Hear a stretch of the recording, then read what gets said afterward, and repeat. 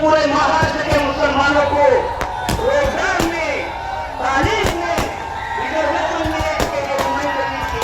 इस वसीले मीरान के शहर में मानेगा कॉर्पोरेशन का नाम मौलाना अबुल कलाम आजाद भवन का नाम मंसूख कर दिया गया। इस वसीले मीरान के शहर में एक ऐसा फ्लाईओवर फ्री जो मुखालिफ हुकूमत से आसिफ रशीद साहब ने लाया और जिसे ख्वाजा मोइनुद्दीन चिश्ती रहमतुल्लाह अलैह के नाम मंसूख कर दिया गया। दोस्तों और साथियों, अब ये फैसले की घड़ी है। मैं अब आप लोगों के सामने एक और जबरदस्त जोशीले मुकर्रिर, एक जबरदस्त सलाहियत के मालिक रईस उस्मानी साहब को आवाज दे रहा हूँ कि आए और अपनी बातों को रखे। उन लोग पहले में इस्तेमाल में रईस उस्मानी साहब आप लोगों को लेकर तशरीफ ला रहे हैं। जुबैर चाचा भी है, जुबैर चाचा भी और जुलूस की शक्ल में यहाँ पर आ रहे हैं। हम सभी का इस्तेमाल करते हैं। हर एक शख्स आसिफ शेख रशीद साहब के लिए मोतबर है, खास है। सभी लोग जनाब रईस उस्मानी साहब आ चुके हैं। खुदा तालियों में इस्तेमाल कर रहे हैं उस्मानी साहब का।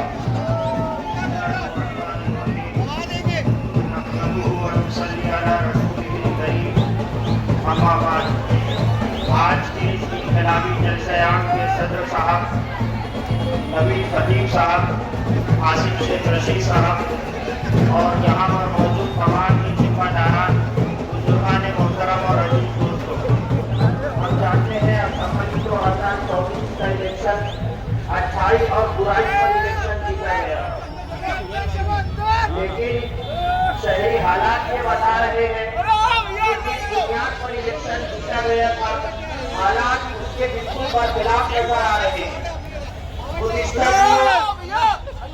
शुरू की थी कि बेटी किसी की भी हो, बेटी बेटी होती है, बहन किसी की भी हो, बहन बहन होती है, और हम बहन और बेटियों का इज्जत और एहतराम करने वाले लोग हैं।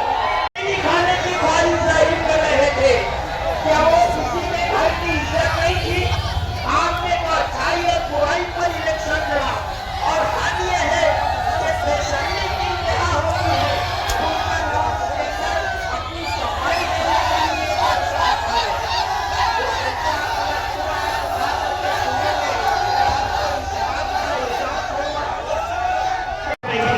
जो लोग गलत काम शहर में कर रहे हैं या करवा रहे हैं, उनके पास कोर्स कर रही है, उन्हें कटाया दिखाई जा रही है और उनके कोशिश कर रही है। इन लोगों पर एक मरतबा बहस हो जाए तो शहर की बहन बेटियों की इज्जत व आबरू से खेलते हैं। बार कमेटी से गुजारिश है कि जिस तरीका से शहर के अंदर बेरारवी और गलत काम की बुनियाद डालने वालों को आप रेडियो के अंदर माफी मंगवा रहे हो, उनसे तहरीरी तौर पर माफी मंगवा रहे हो, तो क्या किस तरह महाराष्ट्र में पूरी आजादी के साथ जमहूरी तरीके से तहफ्फुज़ के साथ अपनी जिंदगी गुजार सकेंगे। आज का ये जलसयाम तय करेगा कि महाराष्ट्र के मुसलमान किस तरह वक्फ इनक़लाब का तहफ्फुज़ तय करेंगे। आज का ये इनक़लाबी जलसयाम ये भी तय करेगा कि महाराष्ट्र के मुसलमान अपने घरों की हिफाजत के करना चाहता हूँ कि साहब को बोलिए और मुझे इजाजत दीजिए कि जैसा उधर से बोला जाएगा वैसा ही इधर से जब वापस जाएगा तो जब खामोश ये बैठेंगे। मैं सच बोल रहा या गलत बोल रहा, इस नारे से आप मुझे इसका हवाला दीजिए। अभी तो ये अंगड़ाई है, आगे बड़ी लड़ाई है, आपको बोलना है। अभी तो ये अंगड़ाई है, अभी तो ये अंगड़ाई है। तो आगे इसके बारे में और भी बहुत सारी बातें, वक्त कम है, इसलिए आने वाले इलेक्शन में मैं खास तौर से अब जाती तौर पर मैं कुछ लोगों को ये बोल देना चाहता हूँ माजरत के साथ कि मैं आसिफ शेख रशीद के साथ और शेख रशीद खानवादे के साथ सिर्फ इसलिए हूँ कि गरीबों के हमदर्द है। ना तो मुझे कुर्सी का लालच है, ना पैसे का लालच है, ना शोहरत का लालच है। तो खास तौर से मुखालफिन लोग जो मेरे बारे में गलत अगर अफवाहें फैला रहे तो बराए मेहरबानी जब तक शेख रशीद खानवादा है मालेगांव शहर में गरीबों का हमदर्द रहेगा। रियाज अली यूसुफ अली उनके कदम टू कदम साथ रहेगा। अल्लाह हाफिज। बहुत शुक्रिया। आसिफ शेख के साथ चलो, हाथों में देकर हाथ चलो, आसिफ शेख के साथ चलो, हाथों में देकर हाथ चलो। आसिफ शेख के साथ चलो। आवाज नहीं आ रही आपकी, पूरे मजमे की आवाज आनी चाहिए। मालेगांव बचाना है, आसिफ शेख के साथ चलो, फिरका परस्ती मिटाना है, आसिफ शेख के साथ चलो, हमको वक्फ बचाना है, आसिफ शेख के साथ चलो, सच्चाई के साथ चलो, आसिफ शेख के साथ चलो, बेबाकी के साथ चलो, आसिफ शेख के साथ चलो, रोशन मुस्तकबिल की खातिर, आसिफ शेख के साथ चलो, सबकी हिफाजत की खातिर आसिफ शेख के साथ चलो, हम शहर बचाने निकले हैं, आसिफ शेख के साथ चलो, हम शहर बचाने निकले हैं। आसिफ शेख के साथ चलो, हाथों में देकर हाथ चलो। आसिफ शेख के साथ चलो। हाज़रीन, यकीनन शहर नहमदुहु व नसल्ली अला रसूलिल करीम, अम्मा बाद। आज के इस अज़ीमुश्शान इनकलाबी जलसे आम के सदर मेरे भाई नवीद खतीब साहब, हमारे हर दिल अजीज लीडर आसिफ शेख रशीद साहब, इस्लाम पार्टी के चाहने मानने वाले तमाम दोस्तों और बुजुर्गों, अभी यहाँ पर ये नौजवान मेरे छोटे भाई लोग एक स्लोगन आप लोगों के सामने उन्होंने पेश किया, तो मैं आपको बता देना चाहता हूं कि ये शहर इतनी आसानी से सच्ची बात को कबूल करने वाला नहीं है। इस शहर को आसिफ साहब के साथ क्यों चलना है, इस नारे के साथ साथ बहुत खुल के बोलना पड़ेगा कि अगर ओरल वाकयात का और ज्यादा शहर में मुशाहिदा देखना है तो मुफ्ती के साथ चलो, छोले की चटनी लफड़े में डालना है तो मुफ्ती के साथ चलो, ऑडियो वीडियो और ये तमाम गंदी हरकतों को पूरे शहर के अंदर फलता फूलता देखना चाहते हो तो मुफ्ती के साथ चलो।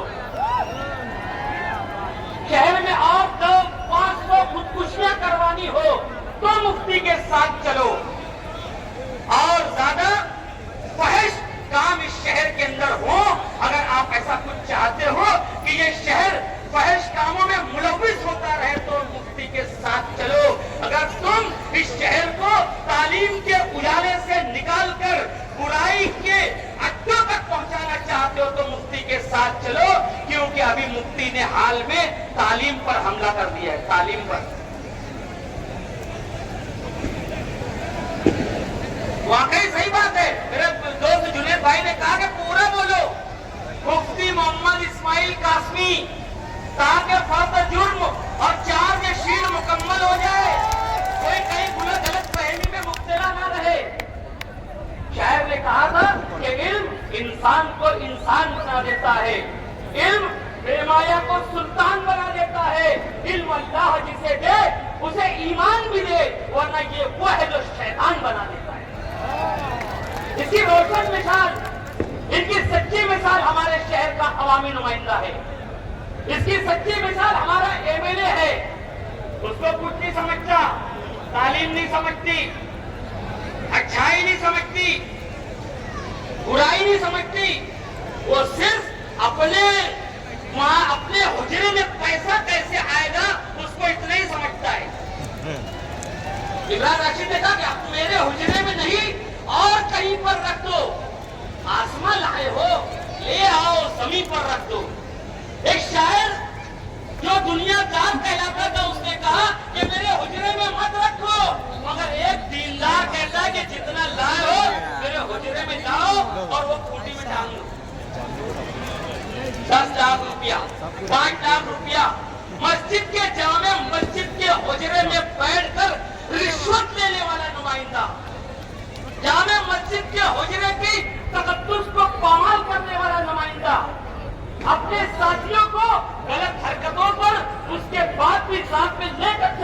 नुमाइंदा, तालीम गाहों पर हमला करने वाला नुमाइंदा, उसको तौफीक नहीं हुई।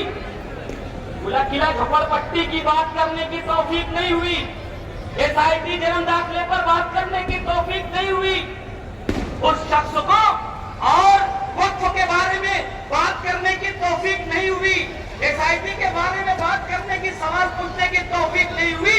उसको तौफीक हुई तो कौन सी तौफीक हुई कि मालेगांव में छोटी मछली कौन सी है, बड़ी मछली कौन सी है।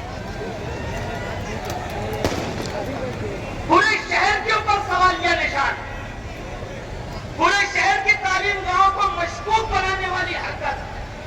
आपको पता है मालेगांव शहर में 550 घरों के चूल्हे गुज़िश्ता 15 सालों से 13 सालों से बहुत कहना चाहिए कि सिसक कर चल रहे हैं।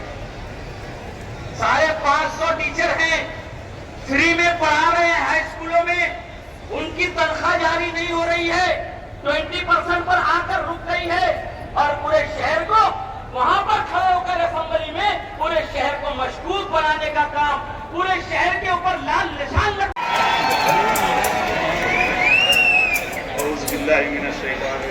बिस्मिल्लाहिर्रहमानिर्रहीम। रब्बि इश्रह ली सदरी वयस्सिर ली अमरी वहलुल उक़दतम मिन लिसानी यफ़क़हू क़ौली। आज के इस इनकलाबी जलसा आम के सदर, यहाँ मंच पर बैठे तमाम ही लोग, जलसागाह में मौजूद नौजवान बुजुर्ग हजरात, वाकई आज नौजवानों का ये मजमा देखकर इस बात का अंदाजा हो रहा है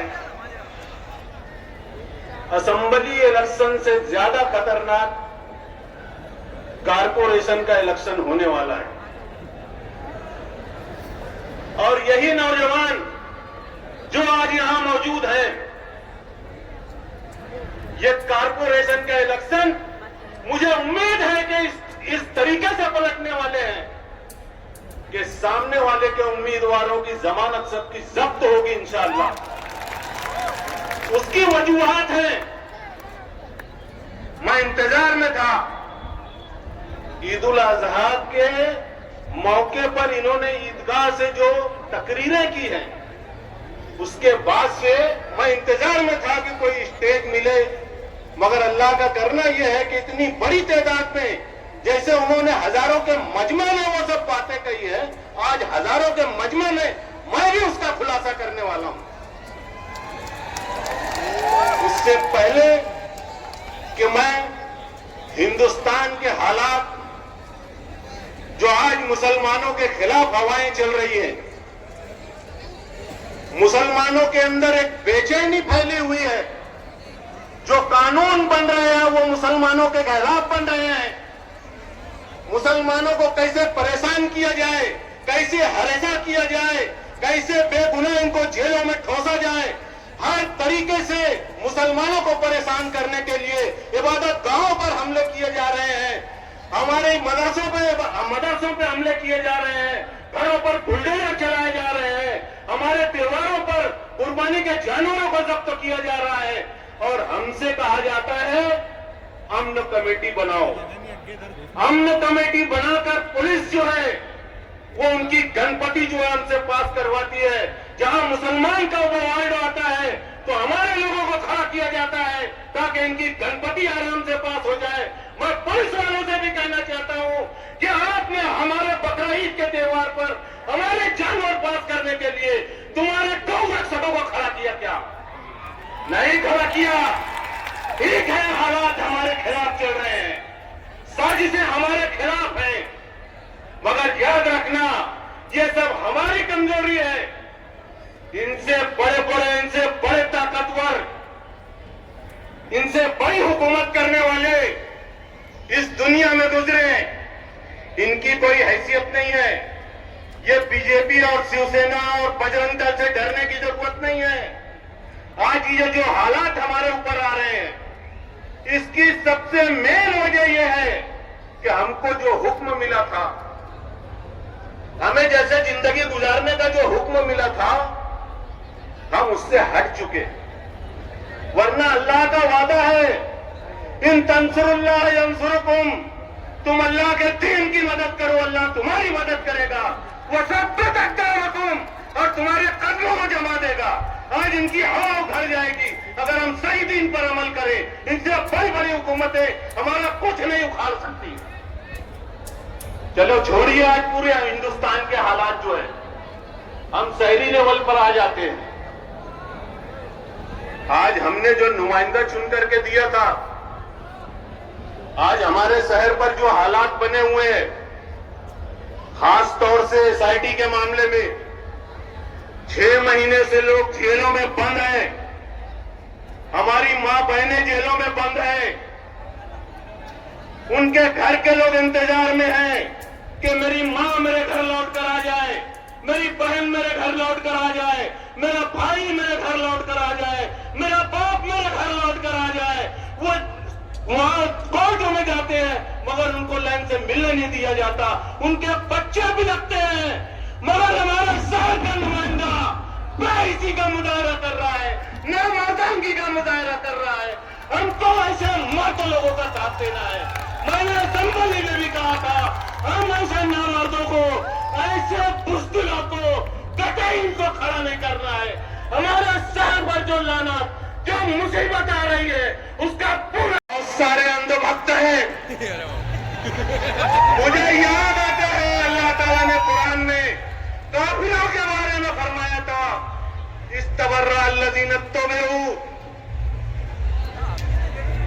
तुम जिन पेशवाओं की पैरवी करते हो, मिनल्लज़ीना इत्तबऊ, ये आपसे बेजारी का, बेताल्लुकी का मुजाहरा करेंगे। कल कयामत के दिन जब खड़ा किया जाएगा तो ये आपसे अपने रिश्ते नाते काटने का मुजाहरा करेंगे। वराउल अज़ाब, अल्लाह ताला कह रहे हैं जब ये अपनी आंखों के सामने अज़ाब को देख लेंगे तो ये आपसे कट जाएंगे, आपको पहचानेंगे नहीं। ये तो आखिरत का मामला है। आपने यहां ईदगाह पर ही देख लिया, खाली एक नौजवान झंडा लेकर के आ गया, यहां पहचानने से इनकार कर दिया। वहां की तो बात ही अलग है। वो तकत्तात बिहुमुल अस्बाब, और अल्लाह ताला जो है वहां पर इनके सारे बाहमी रिश्ते जो है वो खत्म हो जाने वाले हैं। अब वहां पर ये अंधभगत क्या करेंगे? वकाल अल्लज़ीना इत्तबऊ, अल्लाह ताला आगे फरमा रहा है, जिन्होंने इन पेशवाओं की पैरवी की थी, यानी अंधभगत। अस्सलाम वालेकुम। इस जलसे के सदर हमारे बड़े भाई नवीन खतीब साहब और हमारी पार्टी के सभी जिम्मेदारान, इतनी बड़ी कसीर तादाद में यहाँ पर नौजवान मौजूद है। मैं उनसे थोड़ी सी गुफ्तगू करूंगा कि कोई भी लीडर अपनी माँ की गोद से पैदा नहीं होता। लीडर वो होता है जो गरीबों के काम आए, लीडर वो होता है जो गरीबों मिस्किनों के काम आए, लीडर वो होता है जो वक्त आने पर अपने शहर के ऊपर अगर कोई मुसीबत आए तो उसके साथ में खड़े रहे। और अल्हम्दुलिल्लाह हमको अल्लाह ने वो लीडर से नवाजा है जिसका नाम है आसिफ शेख अजीज साहब। तो आने वाले इलेक्शन में ये कारपोरेशन का इलेक्शन नहीं होने जा रहा है, ये इलेक्शन महाराष्ट्र के मुसलमानों की मुस्तकबिल को भी तय कर सकता है। तो आप सबसे यही गुजारिश है कि आसिफ शेख अजीज साहब के हाथ को मजबूत कर आने वाले वक्त में मालेगांव शहर को जिस तरीके से तरक्की की राह पे जाने के लिए रोका गया है और तुम्हारे हमारे बच्चों को जिस हार से रुलाया गया है, तो उस हार के बदले को लेने के लिए आप सब एक होकर मेरे नौजवान साथियों से मैं गुजारिश करता हूं कि आसिफ शेख रशीद साहब का हाथ को मजबूत कर रहे हैं। और इस उम्मीद से मैं आपसे गुजारिश करता हूं कि यहां से लेकर कोने तक के ये हाथ उठाकर बोले कि आसिफ शेख रशीद साहब के साथ आप है कि नहीं है। आप सबसे यही गुजारिश है कि आने वाले वक्त में आसिफ शेख रशीद साहब के हाथों को मजबूत करिए, क्योंकि आसिफ शेख रशीद साहब अपनी जान को हथेली पर लेकर चल गए। 50 बरस ताकतें आसिफ शेख रशीद साहब की जान की दुश्मन बनी बैठी हुई है। तो जब तक तुम और हम उनका साथ नहीं देंगे तो आसिफ शेख रशीद साहब मजबूत नहीं होंगे। इतने ही 2 बात बोल के मैं अपनी बात खत्म करता हूँ। शुक्रिया, अस्सलाम वालेकुम। सिर्फ 2 मिनट का टाइम मिला है, 2 मिनट में क्या बोलूं क्या नहीं बोलूं। बहरहाल आज के इस अजीबुस्तान जलसे आम के सदर नवीन खतीब साहब, सामने बैठे हुए सभी इस पार्टी के छोटे बड़े वर्कर और जिम्मेदार आसिफ शेख रशीद साहब, मैं सिर्फ कारपोरेशन की एक बात बोल के आप लोगों से फिदा होऊंगा कि अभी आप लोगों ने कोई वीडियो पे देखा होगा कि आसिफ साहब बोल रहे हैं न्याल नगर की तरफ कोई रास्ता कोई झोपड़पट्टी उखाड़ने की बात थी, तो आसिफ साहब ने वहां पर ये कहा था कि किसी की मां के दूध किसी मां ने अभी तक वो लाल नहीं पैदा करा जो है झोपड़पट्टी उखाड़। और आप ही लोग ने देखा होगा कि बहुत अच्छा लंबा चौड़ा नाम है मस्जिद के इमाम और क्या क्या क्या क्या, मैंने वो तो आता नहीं, इतनी गाली उर्दू मेरी है नहीं जितना आनी सदर साहब बोल लेते हैं। वहां पर अतिक्रमण आया था, आप लोगों ने देखा होगा कि जामे मस्जिद के बाजू में जहां पर मटका बिक रहा था वो अतिक्रमण वहां से उठाया गया। तो ये आमदार है, ये एमएलए है, ये बोल रहे थे बुनका लॉन से जलसे में कि मुझे कारपोरेशन भी दो। एक साल का बजट एमएलए का 5 करोड़ होता है और कारपोरेशन का 1000 करोड़ होता है। बताओ 5 करोड़ में शहर को खड्डर बना दिया, 1000 करोड़ लेके ये क्या करेगा। और वहां अतिक्रमण आता है। इनके राज में, इनके दौर में हमारी मेंबरी खत्म होने को 2022 13 जून को हमारी मेंबरी खत्म हुई, कम से कम 3.5 साल हो चला है। यहाँ पर सिर्फ एक ही आदमी ओहदे पे है मालेगांव शहर में जो एमएलए मुफ्ती मोहम्मद इस्माइल है, या सोबताई बच्चा हुआ है। सोबताई बच्चों का तो आप हाल जानते हैं, तो जब से गई बेचारी आने का नाम नहीं ले रही, लेकिन ये आदमी तो यही रहता है। इसने अपने बाजू जहां नमाज पढ़ाते हैं, जहां पर अपने दिल की भड़ास दर्स कुरान दे के निकालते हैं, चिट्ठी खोल खोल के वो बात पढ़ते हैं जो मुखालिफों के खिलाफ बोली जाए। ये वहां का अतिक्रमण नहीं बचा पाए, जबकि वो बाजार है। मैं अगर यहाँ पांव पटकूं उसके नाम से तो कमिश्नर के अच्छे को वो काम रोकना पड़ेगा, वो अतिक्रमण रोकना पड़ेगा। ये मेरे पांव का असर है, अभी तो शेख आसिफ का पांव बाकी है। तो आप लोग आसिफ शेख रशीद साहब के हाथ को मजबूत करो इंशाल्लाह, नहीं तो मालेगांव शहर में क्या क्या उखड़ेगा आप अभी सुनोगे, आप देखोगे, उसके बाद लगे फैसला करना कि आसिफ भाई का हाथ मजबूत करना है कि नहीं करना है। इतना ही बोल के अपनी बात खत्म करता हूँ। अस्सलाम वालेकुम। मैं गुजारिश करता हूँ गुलाबी जलसे के सदर नवीद खतीब साहब, हमारे कायद, हमारे लीडर, मर्द मुजाहिद, मर्द आन शेख आसिफ साहब, मेरे तमाम साथियों, दोस्तों और बुजुर्गों, सिर्फ 2 मिनट मिला है, वक्त भी कम है, हमें हमारा लीडर को सुनना है। मैं सिर्फ आपसे ये कहना चाहता हूं कि बदकिस्मती से शेख आसिफ के गिर जाने के बाद फिरका परस्तों के हौसले कितने बुलंद हैं, क्या क्या मुसीबतें मालेगांव पर लाई जा रही हैं, आप खुली आंखों से देख रहे हैं, मुझे गिनवाने की जरूरत नहीं। ये हमारी गलती थी। आज लोगों को अपनी गलतियों का एहसास हो रहा है, लेकिन उसके बदले में हमें कितनी बड़ी बड़ी कुर्बानियां देनी पड़ रही हैं। मालेगांव शहर पर जन्म दाखिले के मामले में एसआईटी नाफिज की गई, एसआईटी के नाम पर बेगुनाहों को जेल में डाला गया, ठूसा गया। हमारी माएं बहनें बेचारी बिलक रही है जेलों के अंदर, 5 से 6 महीने हो गए, इनको तौफीक नहीं मिली उनके घर वालों को जाकर तसल्ली देने की। एसआईटी आने के बाद में जब मां बहनें बंद हुई, उसके बाद जब पहला सेशन हुआ तो ये बेतुका आदमी मालेगांव शहर का एमएलए, मालेगांव शहर की मां और बहनों के बारे में बोलने की बजाय, उनकी बेगुनाही असेंबली में साबित करने के बजाय पैसा लेकर बोलता है लासलगांव की प्याज खराब हो रही है, उनको उनका मुआवजा देना चाहिए। ये एमएलए चाहिए कि हमको। मैं अल्लाह और वास्ते आपसे हाथ जोड़कर गुजारिश करता हूं कि शेख आसिफ के गिरने के बाद जो हौसले बुलंद हुए हैं, अब तो वक्त असेंबली का वापस नहीं आ सकता। कारपोरेशन इलेक्शन है, कारपोरेशन इलेक्शन में शेख आसिफ के हाथों को मजबूत कीजिए। कारपोरेशन इलेक्शन से बहुत सारी चीजें वाबस्ता हैं। मैं आपको बता दूं, आसिफ साहब एमएलए नहीं होते हुए उनकी जिम्मेदारियां नहीं होते, आज क्या क्या कर रहे हैं एसआईटी तैयारी के बारे में, अगर वो नहीं होते तो कई हजार लोग आज सलाखों के पीछे रहते। वो खुद से खर्च कर रहे हैं, जाति खर्च कर रहे हैं, चंदा नहीं करते, खुद मुसीबत ले रहे हैं, मुसलमानों की आंख का कांटा बने हुए हैं, मुसलमान फिरका परस्तों की आंख का कांटा बने हुए हैं। फिरका परस्त बहुत ज्यादा मुसीबत में है। मैं चाहता हूं कि आप दोस्तों, साथियों, अस्सलाम वालेकुम। Indian secular largest assembly of Maharashtra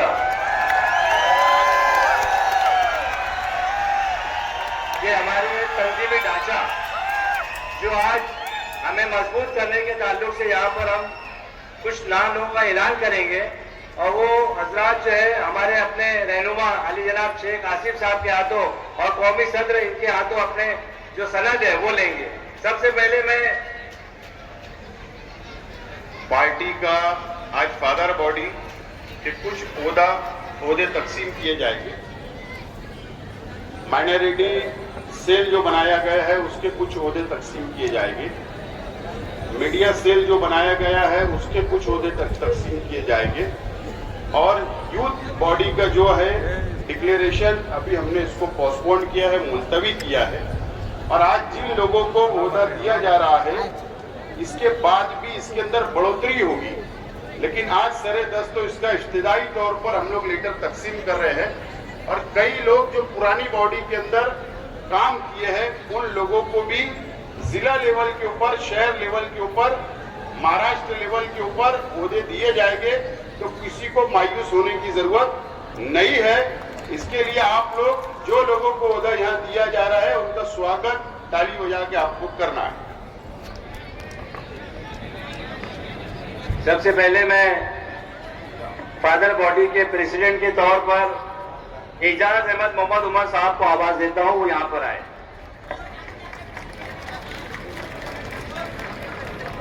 इखलाक शाह, ये जो एजाज उमर साहब है ये शहर बॉडी के मेन ओहदेदार है। प्रेसिडेंट के तौर पे आज वो अपना ओहदा यहां पर ले रहे हैं, उनका बहुत बहुत इस्तेकबाल है। उसके बाद इखलाक शाह साहब को आवाज देता हूं मैं। ये फादर बॉडी के एक्टिंग प्रेसिडेंट यानी कारगुजार सदर, इनको ये तो हाँ चलो। उसके बाद शेख फारूक शेख हारून साहब, ये भी जो है वो एक्टिंग प्रेसिडेंट के तौर पर पार्टी में काम करेंगे। मैं उनको आवाज देता हूं, शेख फारूक शेख हारून साहब।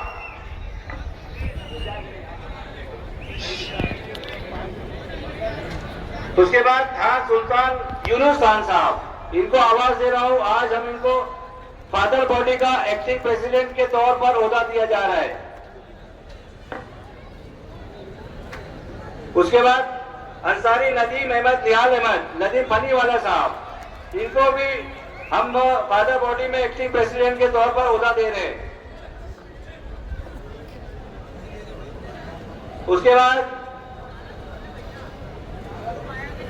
Indian secular largest assembly of Maharashtra का माइनॉरिटी एंड औकाफ ये सेल बनाया गया है, इसके प्रेसिडेंट के तौर पर मेमन मोहम्मद रिजवान मोहम्मद इरफान साहब को आवाज दे रहा हूं। रिजवान मेमन साहब।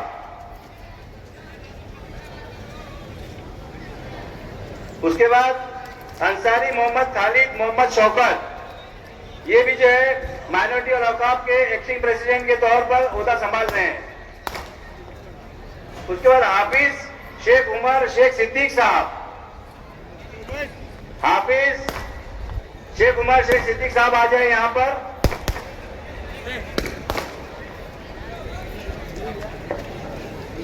हाफिज साहब को भी माइनॉरिटी औकाफ का एक्टिंग प्रेसिडेंट के तौर पर ओहदा दिया जा रहा है। उसके बाद मौलाना मोहम्मद इस्माइल जमाली साहब, वो भी प्रेसिडेंट माइनॉरिटी औकाफ एक्टिंग प्रेसिडेंट। उसके बाद शेख अहमद शेख शब्बीर उर्फ मुन्ना वायरमैन, इनको भी प्रेसिडेंट एक्टिंग के तौर पर माइनॉरिटी और औकाफ का ओहदा दिया जा रहा है। उसके बाद हाफिज मोमिन सफवान अंजुम, वो भी यहां पर आ जाए, इनको भी एक्टिंग प्रेसिडेंट के तौर पर माइनॉरिटी औकाफ का ओहदा दिया जा रहा है। उसके बाद मोहम्मद फरीद मोहम्मद हनीफ कुरैशी, इनको प्रेसिडेंट सोशल मीडिया सेल उनका सदर बनाया गया है। शेख मुबशिर शेख मुजम्मिल, इनको भी सोशल मीडिया सेल का एक्टिंग प्रेसिडेंट बनाया गया है। अंसारी इश्तियाक अहमद मुश्ताक अहमद उर्फ इश्तियाक 42, उनको भी सोशल मीडिया सेल का एक्टिंग प्रेसिडेंट दिया जा रहा है। शफीक अहमद वकील अहमद, शफीक बॉक्सर, इनको भी सोशल मीडिया का इंचार्ज बनाया गया है। साथ ही साथ रईस अहमद शेख यूनुस, रईस उस्मानी साहब, इनको इस पार्टी का स्पोक्स पर्सन मालेगांव सिटी ये होता दिया जा रहा है। ये तर्जुमानी करेंगे पार्टी की। उसके बाद अली अहमद इकबाल अहमद, अली अजहर साहब, अली अजहर साहब, अली अजहर साहब भी स्पोर्ट्स पर्सन का ओहदा संभाल रहे हैं। उसके बाद इमरान राशिद खान साहब, इमरान राशिद ये भी स्पोर्ट्स पर्सन के तौर पर पार्टी में काम करेंगे। उसके बाद रियाज अली यूसुफ अली, ये भी स्पोर्ट्स पर्सन मालेगांव सिटी ये ओहदा दिया जा रहा है। इसके बाद आज से हमारी ये पार्टी का तंजीमी ढांचा अमल में आया। मैं हाजरीन, मैं यहाँ पर उन लोगों के नाम पेश कर रहा हूँ जो दूसरी दीगर पार्टियों को छोड़कर आए हैं। सबसे पहले इकबाल मुर्तजा साहब एमआईएम को छोड़कर यहाँ पर आए हैं। इकबाल मुर्तजा साहब, आसिफ शेख रशीद साहब उनका इस्तेमाल कर रहे हैं। और इत्तेफाक की बात यह है कि यहाँ पर 10 लोग और 10 के 10 एमआईएम को छोड़कर यहाँ पर आसिफ शेख रशीद साहब के हाथों को मजबूत करने के लिए आए। सिद्दीक हाशमी साहब वो तशरीफ ले आए, उनका भी इस्तेमाल होगा। उसके बाद शकील शाह साहब जो के सोशल मीडिया के काफी एक्टिव मेंबर थे, शकील शाह साहब वो भी आसिफ शेख रशीद साहब के साथ आए हैं। उसके बाद आप गुरुवार वार्ड वाले एक चेहरा देखकर बहुत खुश होंगे और बहुत ही हैरतजदा होंगे। गुरुवार वार्ड के असलम भाई रिक्शा वाले इमाम को छोड़कर आसिफ शेख रशीद साहब के हाथों को मजबूत करने के लिए तशरीफ लाए हैं, असलम भाई रिक्शा वाला साहब। उसके बाद साबिर नूरानी साहब, साबिर बाबा, साबिर नूरानी साहब वो भी इमाम को छोड़कर यहाँ पर आए हैं। मदनी दरबार वाले साबिर नूरानी साहब वो भी आए हैं। उसके बाद जौवा पहलवान कुरैशी साहब, जौवा पहलवान कुरैशी वो आ जाए। गुलाम नबी गुलाम रसूल इमाम को छोड़कर गुरुवार वार्ड के वो भी अमनपुरा से यहाँ पर तशरीफ लाए हैं आसिफ शेख रशीद साहब को के हाथों को मजबूत करने के लिए। अब मैं गुजारिश करूंगा मजलिस इत्तेहादुल मुस्लिमीन के ऑफिस सेक्रेटरी सोशल मीडिया के इंचार्ज हामिद हुसैन साहब तशरीफ लाए हैं, वो भी इमाम को छोड़कर और शहर के मौजूदा एमएलए को छोड़कर आसिफ शेख रशीद साहब के हाथों को मजबूत करने के लिए। हामिद हुसैन कोई अनजाना चेहरा नहीं है, पुरजोर तालियों में इस्तेमाल करें। ये शख्स आसिफ शेख रशीद साहब के हाथों को मजबूत करने के लिए यहाँ पर तशरीफ लाया है। सभी लोगों का यहाँ पर इस्तेमाल हुआ।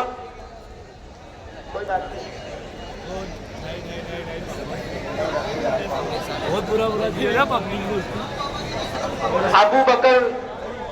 अबू बकर साहब भी जो है मदीना बाग से अबू बकर, इनका भी हम इस्तकबाल करते हैं।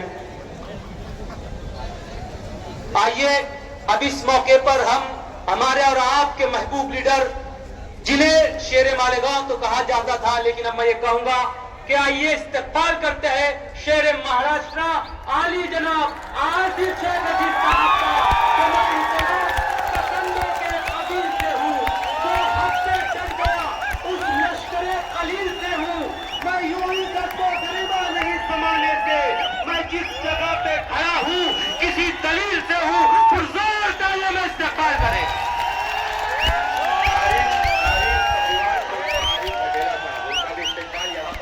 किया जाता है।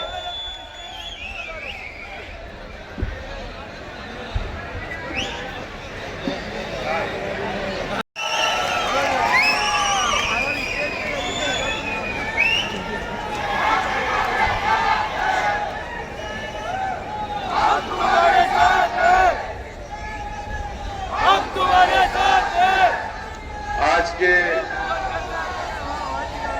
इनकिलाबी जलसे आम के सदर मोहतरम, Indian secular largest assembly of Maharashtra के कौमी सदर नवीद खतीब साहब,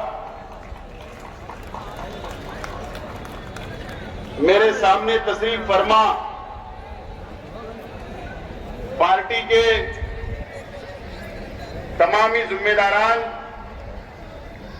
पदाधिकारी और इस तारीखी, आपको याद होगा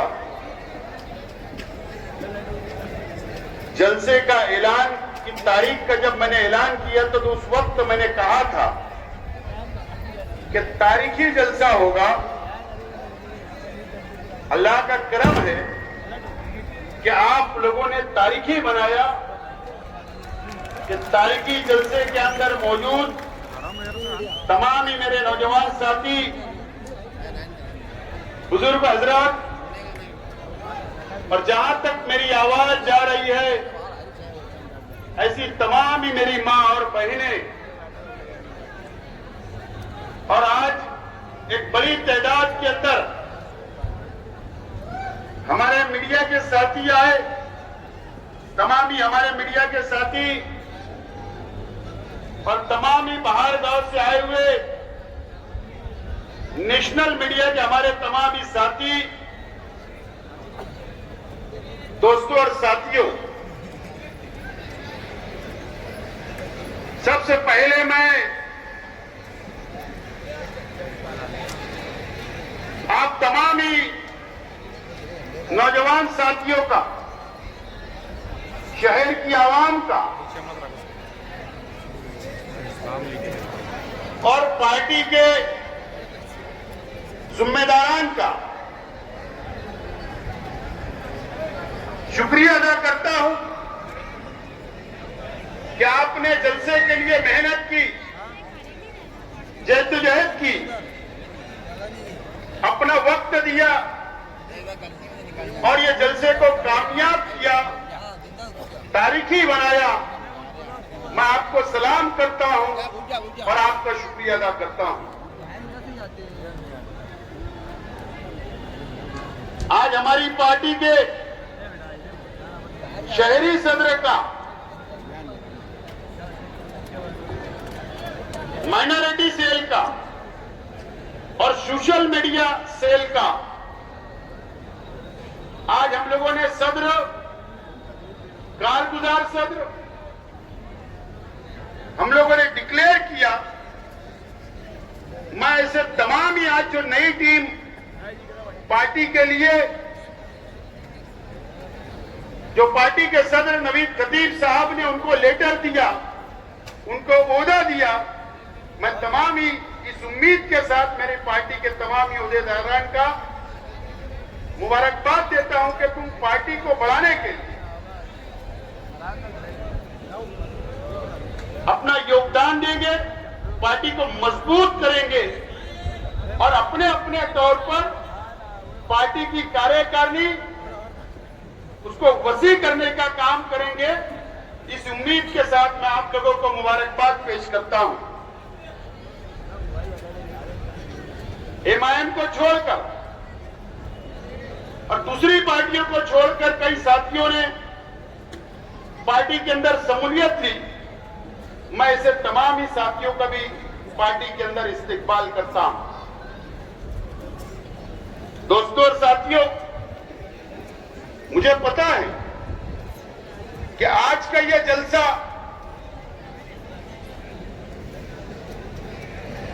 महाराष्ट्र के अलग अलग शहरों के अंदर लाइव सुना जा रहा है। शहर के अंदर, घरों के अंदर मेरी मां बहनें लाइव सुन रही है। जो लोग महाराष्ट्र के अंदर अलग अलग शहरों के अंदर इस जलसे को सुन रहे हैं, मैं उनका भी इस्तेकबाल करता हूं, शुक्रिया अदा करता हूं। और जब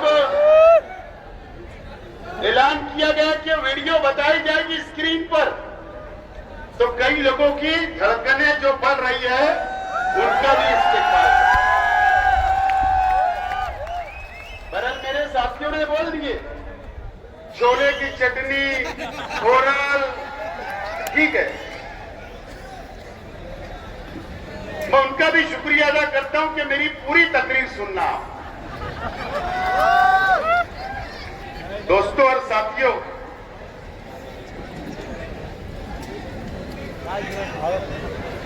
बहुत दिनों से असेंबली के इलेक्शन के बाद से यह हमारा पहला जलसा है।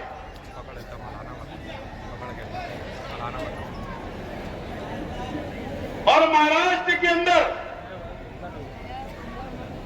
शहर के अंदर हमारी पार्टी को फिरका परस्त पार्टी का इल्जाम लगाने का काम किया जा रहा है। हमारी पार्टी का पूरा नाम Indian secular largest assembly of Maharashtra है। उसका शॉर्ट नाम इस्लाम है। अगर यह पार्टी फिरका परस्त होती, अगर यह पार्टी संविधान को हटकर होती,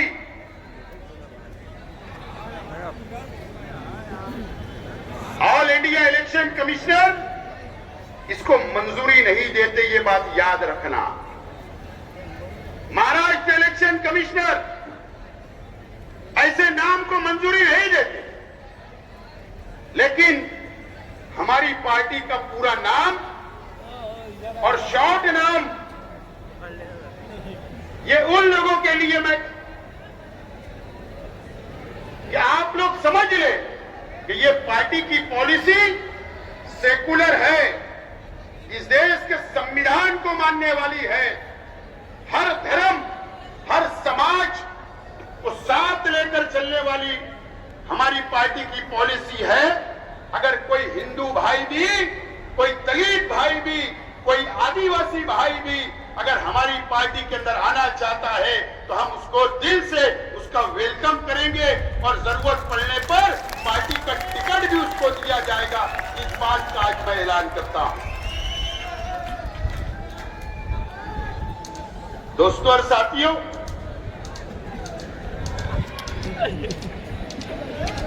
आज मुझे आप लोगों से बहुत बातें करनी है,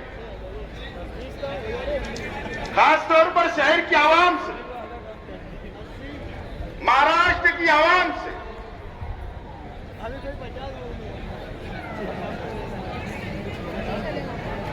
आज जो माहौल इस महाराष्ट्र के अंदर चल रहा है, आज जो इस मुल्क के अंदर जो माहौल चल रहा है, आज हम लोगों को बेदार होने की जरूरत है, जागरूक होने की जरूरत है। हम इस मुल्क के अंदर हमारे पुरखे पैदा हुए, हमारे बुजुर्ग पैदा हुए, इस मुल्क का बंटवारा हुआ, हमारा मुल्क आजाद हुआ, पाकिस्तान एक अलग मुल्क बना, हिंदुस्तान एक अलग मुल्क बना। हिंदुस्तान का मुसलमान ने यह तय किया, मौलाना अबुल कलाम आजाद, जिन्होंने इस मुल्क को आजाद करने के लिए गांधी जी के साथ, नेहरू जी के साथ इस मुल्क की आजादी के लिए लड़ाई लड़ी। और जब इस हिंदुस्तान का बंटवारा हुआ तो मौलाना अबुल कलाम आजाद दिल्ली की जामा मस्जिद की सीढ़ियों से उन्होंने इस देश के मुसलमानों से कहा, ये मुल्क तो हमारा है, हमको पाकिस्तान नहीं जाना है। उनकी आवाज के ऊपर, हमारे उलमाओं की आवाज के ऊपर हिंदुस्तान के मुसलमानों ने इस मुल्क से मोहब्बत की, इस मुल्क में रहना पसंद किया। ये मुल्क हमारा अपना मुल्क है। आजादी के बाद अलग अलग सरकारें आई, अलग अलग हुकूमतें आई, हमको इंसाफ मिला नहीं मिला, हमारा हक मिला नहीं मिला, ये माजी की बातें हैं। उसमें कोई रोशनी डालने की जरूरत नहीं है। लेकिन आज इस देश के अंदर, इस महाराष्ट्र के अंदर 2014 के बाद से 2014 के बाद से central government Bharatiya Janata party की बनती जा रही है। महाराष्ट्र के अंदर 2014 से आज तक 2.5 साल महाविकास आघाड़ी की सरकार रही। अगर उतना वक्त छोड़ दे तो आज तक भारतीय जनता पार्टी और शिवसेना की सरकार इस महाराष्ट्र के अंदर आई है। हम लोग जायजा लें, मंथन करें कि 2014 के बाद से एक विशेष समाज के लिए, विशेष धर्म को टारगेट करने का काम, बदनाम करने का काम, अत्याचार करने का काम, हमारे खिलाफ अलग अलग कानून बनाने के काम 2014 से आज तक होते आ रहे हैं।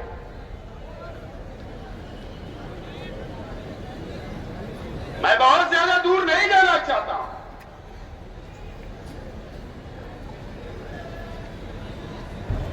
अगर आपको इस शहर को बचाना है, खास तौर पर मैं नौजवान साथियों से कहना चाहता हूं, अगर आपको इस शहर को बचाना है, मैं महाराष्ट्र के अल्पसंख्यक समाज से कहना चाहता हूं कि अगर इस महाराष्ट्र को हमको बचाना है, इस देश के संविधान को बचाना है, इस देश के अंदर हिंदू मुस्लिम एकता को अगर बचाना है, तो आपको बेदार होने की जरूरत है, आपको मंथन करने की जरूरत है, इस देश के संविधान की रक्षा करने की जरूरत है। और इस शहर के मुसलमानों को, इस शहर के हिंदू भाइयों से मैं कहना चाहता हूं कि अगर इस शहर को बचाना है तो आपको बेदार जागृति लाने की जरूरत है। ये बात बोलने के लिए आज मैं आपके सामने खड़ा हुआ हूं। दोस्तों और साथियों, मैं चाहता हूं आपके सामने स्क्रीन पर 9 वीडियो बताई जाएगी। ताली बजाने की जरूरत नहीं है। यह हमारे लिए ये 9 वीडियो आप देखने के बाद जागरूक हो जाओगे, आप बेदार हो जाओगे, आपको समझ में आएगा कि हमारे साथ इस महाराष्ट्र के अंदर असेंबली के चुनाव के बाद, अभी जो 8 महीना पहले असेंबली के चुनाव हुए, इस महाराष्ट्र के अंदर हमारे साथ क्या क्या हुआ, कितना जुल्म हुआ, ये 9 वीडियो ये बात की साबित कर देगी और आप बेदार हो जाओगे, आप जागरूक हो जाओगे। मुझे उम्मीद है ये वीडियो सुनने के बाद मैं तफसील आपसे और बात करूंगा, लेकिन सबसे पहले आपको एक एक वीडियो सुनना जरूरी है और मैं आपको वीडियो सुनने के बाद एक एक मिनट बोलूंगा और उसके बाद मैं मुकम्मल तकरीर करूंगा और उसके बाद किसका किसका समाचार लेना है उसके बाद हम समाचार लेंगे। मैं चाहता हूं कि पहली वीडियो बताए। गोरक्षकांवरती होणारे हल्ले, धर्मांतरण तसंच हिंदू समाजावरती होणारा अन्याय हे मुद्दे पुढे करत सकल हिंदू समाजाला या मोर्चाचं आयोजन केलेलं आहे आणि मोठी गर्दी झालेली आहे आज मालेगाव एक मिनट हिंदू ये आवाज काय की बीच में आ रही है, कोई आवाज ना लगाए, खामोशी से सुने, चालू कर. गोरक्षकांवरती होणारे हल्ले, धर्मांतरण तसंच हिंदू समाजावरती होणारा अन्याय हे मुद्दे पुढे करत सकल हिंदू समाजानं या मोर्चाचं आयोजन केलेलं आहे आणि मोठी गर्दी झालेली आहे आज मालेगावमध्ये हिंदू सकल मोर्चामध्ये. भाजपचे आमदार नितेश राणे या मोर्चाचं नेतृत्व करतात. मालेगावातला हिंदूचा जन आक्रोश या मोर्चाच्या निमित्ताने बाहेर येतोय. सातत्याने हिंदूंवर या मालेगाव शहरामध्ये होणारे हल्ले, मंदिरामध्ये नमाज पढण्याचा प्रयत्न, आमच्या भुईकोट किल्ल्यावर वाढत असलेलं अतिक्रमण, गौरक्षकांवर सातत्याने जे हल्ले होत आहेत, म्हणजे इकडचा हिंदू असुरक्षित आहे आणि त्या हिंदूला आमच्या हिंदुत्ववादी सरकारचे प्रतिनिधी म्हणून आम्ही आधार देण्यासाठी आलोय, ताकद देण्यासाठी आलोय, पोलीस यंत्रणेला एक संदेश देण्यासाठी आलोय की राज्याचे उपमुख्यमंत्री देवेंद्र फडणवीस जी जे गृहमंत्री पण आहेत, राज्याचे मुख्यमंत्री शिंदे साहेब हे सगळेजण कडवट हिंदू आहेत आणि त्यांच्या राज्यामध्ये कोणीही हिंदूला वाकडं नजरेने बघेल तर तो या राज्यामध्ये राहणार नाही, हा संदेश देण्यासाठी आम्ही आलेलो आहे. ये है नितेश राणे. जब ये मालेगांव ये शख्स आया तो ये शख्स ने, जब ये एमएलए था, मालेगांव के अंदर आकर जन आक्रोश हिंदू सभा के नाम पर मोर्चा निकला. मालेगांव शहर की धरती पर उसमें मुसलमानों के खिलाफ जहर उगलने का काम किया गया. इस तरीके की दादागिरी करने का काम किया गया, उसका जवाब आज तक शहर के एमएलए ने नहीं दिया. ये बात मैं आज आपको बताने के लिए वीडियो बता रहा हूं. दूसरी बता, तुम्हाला अगर नाही जमत असेल तर मी एक दिवस मी बुलडोजर आणतो तर चालत तुम्हाला होऊन द्या कायद्याने सुरक्षेचा प्रश्न करा का, ही जबाबदार आता तुम्ही लोक आहे. तुम्हाला अगर बुलडोजर नाही चालवायचं असेल तर आम्ही तरी घेऊन येतो एक सकाळी आणि मला जर सांगता उडून टाकतो जरावाना. हो गया, अटक गई क्या, हो गया क्या रे भैया, अटक गई, हो गया. ये मालेगांव शहर का किला है, कॉरपोरेशन के बाजू का. यही नितेश राणे किले के ऊपर चढ़कर उस वक्त के कमिश्नर गोसावी साहब को लेकर मीडिया के सामने किला झोपड़पट्टी की तरफ उंगली बताकर, निशान बताकर कमिश्नर को दम देता कि अगर आपने नहीं उखाड़ा तो मैं बुलडोजर लाकर उड़ा दूंगा, अतिक्रमण निकाल दूंगा. ऐसा जुमला नहीं है, उड़ा दूंगा. उस वक्त भी ये शहर के एमएलए, उस वक्त भी एमएलए थे. ऐसी हिम्मत नितेश राणे की हुई कि मालेगांव शहर के अंदर आकर किले पे चढ़कर झोपड़पट्टी उखाड़ने की बात की गई. तीसरी बता, हिंदीमध्ये सांगतो वापिस एक बार अगर हमारे रामगिरी महाराज के तरफ या गांडूला समजलं पाहिजे ना, बोलती है तो मराठी में बोल के गया, मेरे को कुछ समझा ही नहीं, इसलिए तेरे को जो भाषा में समझता है ना वो भाषा में धमकी लेके जा रहा हूँ. हमारे रामगिरी महाराज के खिलाफ अगर कुछ भी मस्जिद तुम लोगों ने किसने भी की तो तुम्हारे मस्जिदों के अंदर आकर चुन के मारेंगे, इतना ध्यान रखो. ये नितेश राणे इस महाराष्ट्र के अंदर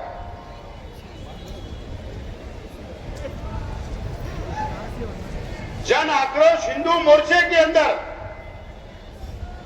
वो किसी दूसरे डिस्ट्रिक्ट का है, दूसरे जिले की बात है, खुले तौर पर मुसलमानों को धमकी देता है, गंदे गंदे लफ्ज से नवाजता है, मस्जिद के अंदर घुस के मारने की बात करता है। इस महाराष्ट्र के अंदर कितने मुसलमान मिले हैं? 10 है। लेकिन अफसोस, ना हमारे शहर के एमएलए ने, ना किसी ने नीतीश राणे के खिलाफ महाराष्ट्र की असेंबली के अंदर एक अल्फाज भी नहीं बोला, एक अल्फाज। चौथी बताओ, एक मदरसा है, जामिया इस्लामिया इशातुल उलूम इंस्टीट्यूट नंदुरबार। एक मदरसा बेकायदेशीर पद्धतीने सुरू आहे। एक हिंदू शिक्षक त्या मदरसामध्ये जायचा प्रयत्न करतो आणि तो आतमध्ये शिरायला आला, म्हणजे आतमध्ये आला म्हणून त्याला चाकूने मोटकलं जातं, त्याचा हल्ला केला जातो। ये महाराष्ट्र का सबसे बड़ा मदरसा है। हजारों बच्चे वहां तालीम हासिल करते, दीनी भी, असरी भी, डॉक्टर भी बनते, इंजीनियर भी बनते, हाफिज भी बनते, मुफ्ती भी बनते। हजारों बच्चे हमारे शहर के वहां पर हैं। वहां बाहर से कोई मेहमान आया जिसके पास वीजा था, हाई कोर्ट ने बोला था हिंदुस्तान छोड़ के मत जाना। इल्जाम लगाया गया मदरसे पे कि किसी से चाकू से किसी को, हिंदू भाई को मार दिया गया। नीतीश राणे ने जहर उगला, कार्रवाई हुई, मदरसा बदनाम हुआ। जहर उगलने का काम मदरसे के खिलाफ किया गया।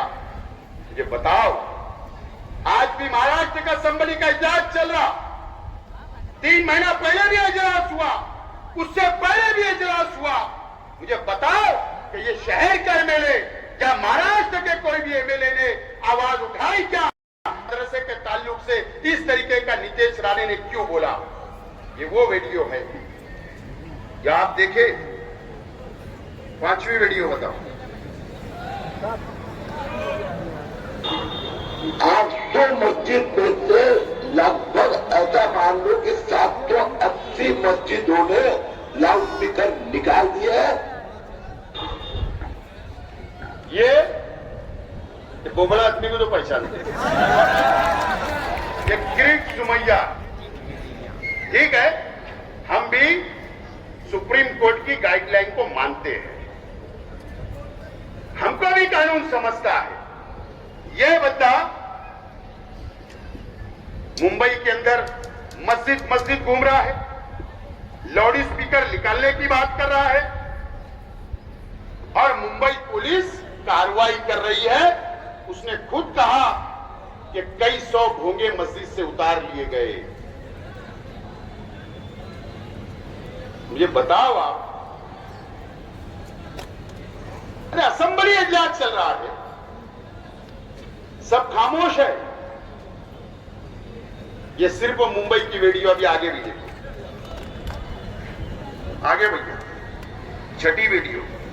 आजपासून भोंगा मुक्त महाराष्ट्र अभियान त्याचा पाठपुरावा मी चालू केला आहे।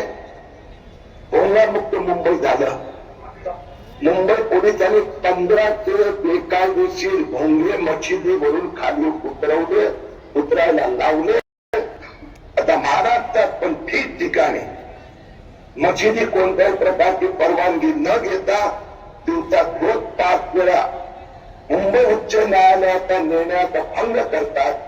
मी एसपी साहेबांना विनंती केली आहे की मुंबई कमिशनरनी जशी मोहीम राबवली तशी आपण बुलढाणा जिल्ह्यात राबवा। ये बुलढाना, हमारे जलगांव के बाजू में बुलढाना डिस्ट्रिक्ट।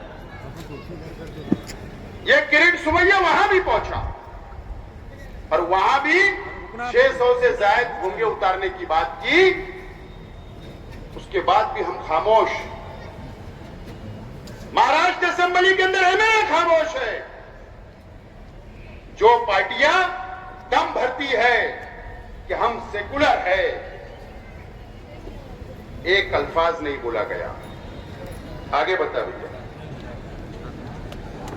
मालेगाव हे रोहिंग्यांचं आश्रयस्थान बनलंय असे आरोप किरीट सोमय्या यांनी केले। इस देश में हिंदुस्तान में एक वोट जिहाद का केंद्र बन चुका है।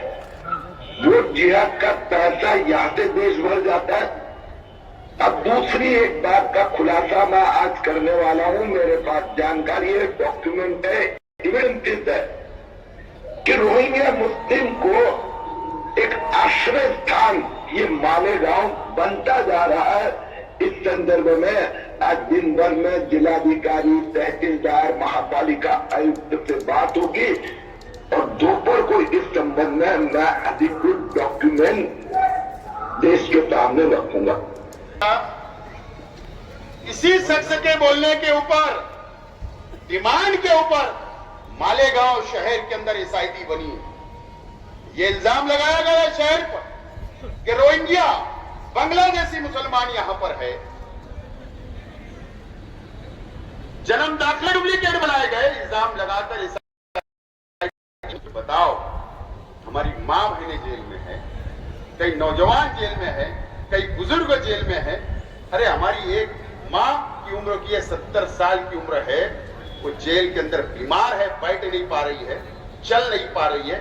अफसोस की बात है कि हमारे शहर के नुमाइंदे ने एक लफ्ज भी नहीं कहा, एक लफ्ज। ये मालेगांव शहर के अंदर एसआईटी बनी, लेकिन परभणी के अंदर भी इल्जाम लगाया गया, सिल्लोड़ में भी इल्जाम लगाया गया, अमरावती के अंदर भी इल्जाम लगाया गया।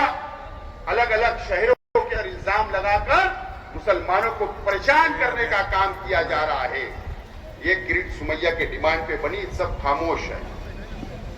आगे लोग। दगडफेकीमध्ये 21 अधिकारी आणि अंमलदार जखमी झाले। या गोंधळाच्या परिस्थितीनंतर पोलिसांनी कडक बंदोबस्तात पुन्हा पहाटे दर्गा हटवण्याची कारवाई पूर्ण केली। परिस्थिती नियंत्रणात असली तरी परिसरात मोठ्या प्रमाणात पोलीस बंदोबस्त तैनात करण्यात आलाय।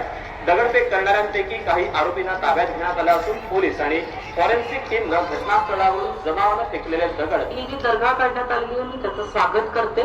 गेल्या 25 वर्षांपासून त्या भागातील स्थानिक नागरिक जे आहेत त्याच्यासाठी लढा देत होते। 2000 साली ही दर्गा 2-3 दिवसामध्ये एका रात्रीतून उभारली गेलेली होती। त्याचे अनेक पुरावे वगैरे जे काही होते तिथल्या स्थानिक नागरिकांनी दिलेले होते। ये नासिक की बात, अभी की बात हो, 3 महीने के पहले वहां पर एक दरगाह, ये वहां की एमएलए है मैडम, बीजेपी की। रातों रात बुलडोजर लगाया गया, रातों रात दरगाह को डिमोलिश कर दिया गया, शहीद कर दिया गया।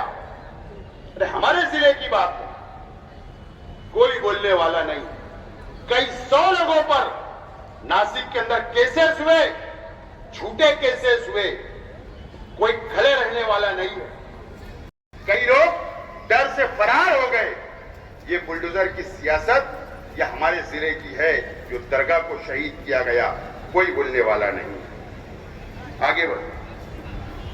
एक बार फिर से आपको नागपुर लिए चलती हूँ, जहां पर नागपुर में बुलडोजर एक्शन शुरू हो चुका है। आपको जानकारी दे दें, नागपुर में हुई हिंसा के मामले में आरोप और जितने भी शक की सुई जिस तरफ जा रही थी वो एक ही शख्स है, वो एक ही नाम है, फहीम खान। और इसलिए फहीम खान की अवैध प्रॉपर्टी पर आज बुलडोजर एक्शन लिया जा रहा है। पुलिस की टीम इस वक्त पूरे बैरिकेडिंग के साथ, बल के साथ यहाँ पर मौजूद है। जेसीबी को आपने देखा, जेसीबी भी मोर्चे पर पहुंच चुके हैं। अवैध निर्माण को लेकर प्रशासन ने पहले भी नोटिस दिया था। आपको ये कहे कि फहीम खान क्योंकि एक अमुक धर्म से है और क्योंकि ये हिंसा भड़काने का आरोप उनके ऊपर है, इसलिए ये बुलडोजर एक्शन लिया जा रहा है। तो ये 2 पहलू है, या तो आप इसे इस तरीके से देख लें कि क्योंकि उनके ऊपर हिंसा भड़काने का आरोप है इसलिए बुलडोजर एक्शन लिया जा रहा है। एक बार ये नागपुर शहर के अंदर 3 महीने पहले फहीम खान नाम का एक सोशल वर्कर है, वहां पर मजहबी भड़काया गया, ऐसा इल्जाम लगाकर कई लोगों के ऊपर झूठे केस, कई लोगों को मारा गया। ये फहीम खान जो सोशल वर्कर है, उस पर इल्जाम लगाकर उसके घर को, जिस घर के अंदर वो रहता था, बुलडोजर लगाकर डिमोलिश करके गया, तोड़ दिया गया उसके घर को। उसके बावजूद भी पूरे महाराष्ट्र के अंदर खामोश है। उस वक्त तो इजलास चल रहा था, उसके वक्त भी किसी ने नहीं बोला। ये बुलडोजर की सियासत है। आगे बढ़ो। आपल्या समोर आव्हान आहे। आपण आत्ताच बघितलं कशा प्रकारे बांगलादेशी घुसखोर या ठिकाणी आपल्याला अलीकडच्या काळात सापडतायत आणि केवळ सापडत नाहीयेत तर ते कागदपत्र बनवून मतदार याद्यांमध्ये या ठिकाणी घुसतायत। आमच्या किरीटभाईंनी परवा त्या ठिकाणी मालेगावचं उदाहरण दिलं, ज्या मालेगावमध्ये शेकडो नवीन जन्म प्रमाणपत्र अचानकपणे हजारो लोकांना त्या ठिकाणी मिळाले। मालेगाव असेल, इकडे अमरावतीचा अंजनगाव असेल, अचानक त्या ठिकाणी एकेका गावामध्ये 100 लोकांना जन्माचं प्रमाणपत्र मिळत आहे। 50 वर्षाचे 60 वर्षाचे लोक अचानक आपल्या जन्माचं प्रमाणपत्र काढतायत। वोट जिहादचा पाठ सुरू झालेला आहे। हे सगळे घुसखोर आहेत। या घुसखोरांना बाहेर काढण्याचं आव्हान हे आता आपल्या समोर आहे। आपल्या ये महाराष्ट्र के मुख्यमंत्री थे। ये कुछ महीना पहले शिरडी के अंदर आए हुए थे। बीजेपी का जलसा था, सभा थी। उन्होंने वहां पर तकरीर के अंदर ये बात कही कि मालेगांव शहर के अंदर खोटे प्रमाण पत्र, जन्म दाखले बनाए जा रहे हैं, वोट जिहाद किया जा रहा है। और उन्होंने कहा कि ऐसे लोगों को साफ करना है इस महाराष्ट्र, इस देश से। खामोश, सब खामोश है, कोई जवाब देने वाला नहीं। आखिरी वीडियो। 3367 धार्मिक स्थळांवरचे बेकायदा भोंगे काढले। मुख्यमंत्र्यांची माहिती, बेकायदा भोंगे दिसल्यास पोलीस अधिकाऱ्यावर कारवाई करण्याचा इशारा। अधिक्षेपकांना रात्री 10 नंतर परवानगी नाहीच अशी ग्वाही।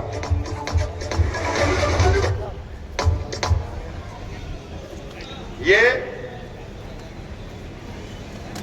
न्यूज चैनल की जो वीडियो है, ये आज की आज महाराष्ट्र असेंबली का इजलास चल रहा है।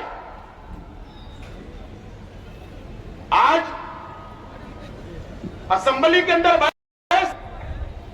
बहस हो रही थी, तो मुख्यमंत्री जी ने पूरे महाराष्ट्र के अंदर कैसी कार्रवाई चल रही, कैसे भोंगे उतारे जा रहे, मजहबी मुकामात के कितने उतारे गए, कैसी कार्रवाई हो रही, आज की वीडियो, आज बहस हो रही।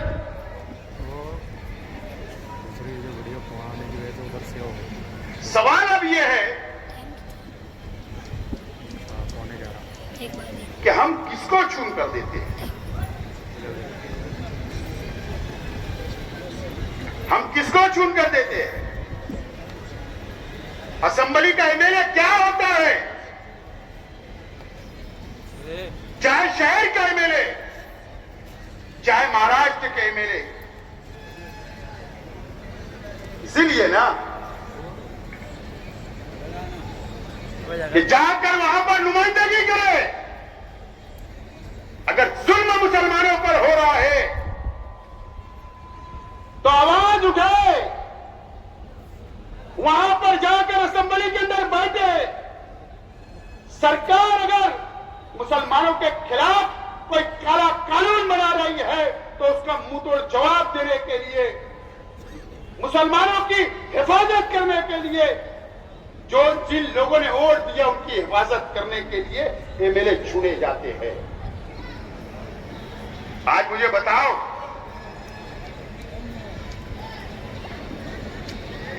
ये 9 वीडियो आपने देखा जो इसी साल की है, इसी साल की है। हमारे शहर का एमएलए,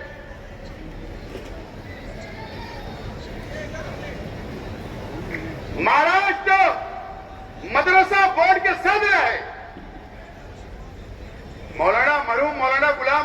साहब अल्लाह उनको जन्नत नसीब करे,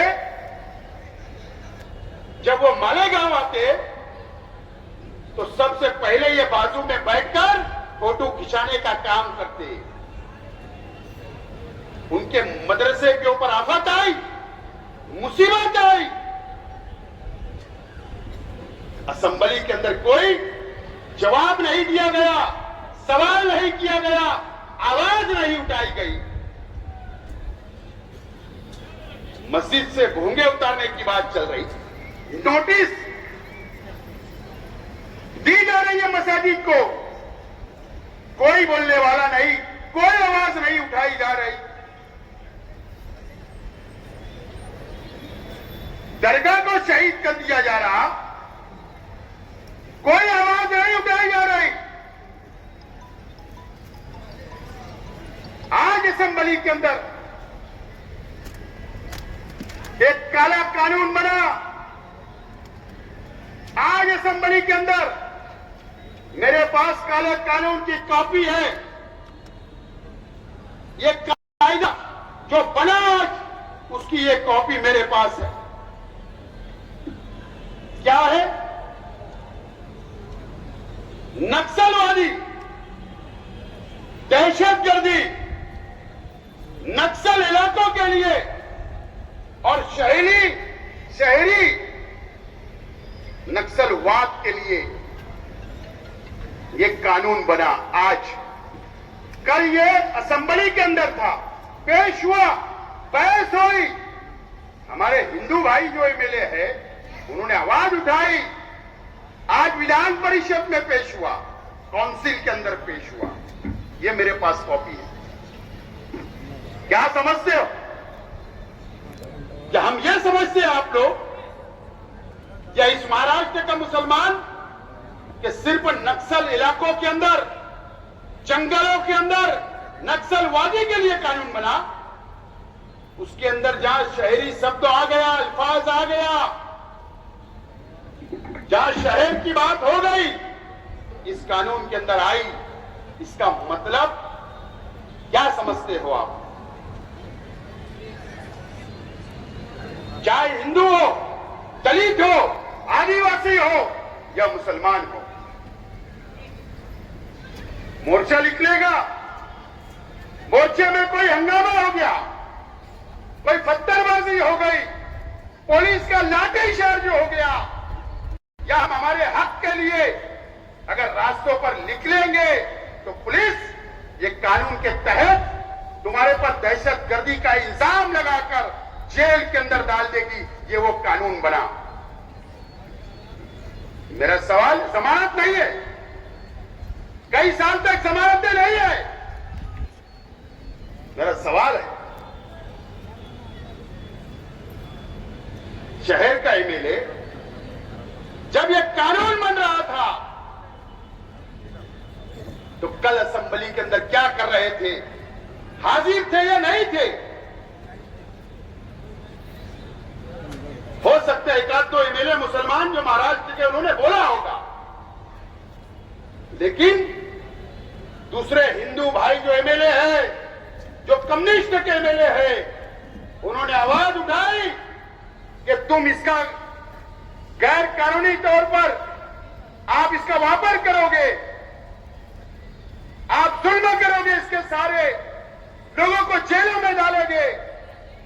इस तरीके की आवाज उठी। हमारे शहर के एमएलए गायब, कौन सवाल पूछेगा? ये काला कानून बन गया।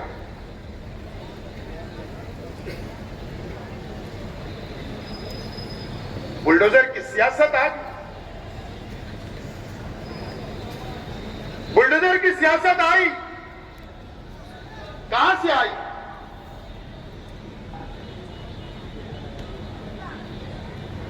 उत्तर प्रदेश, यूपी से आई। योगी आदित्यनाथ ने लाई। कई मस्जिदें शहीद कर दी गई, कई स्लाटर हाउस शहीद कर दिए गए।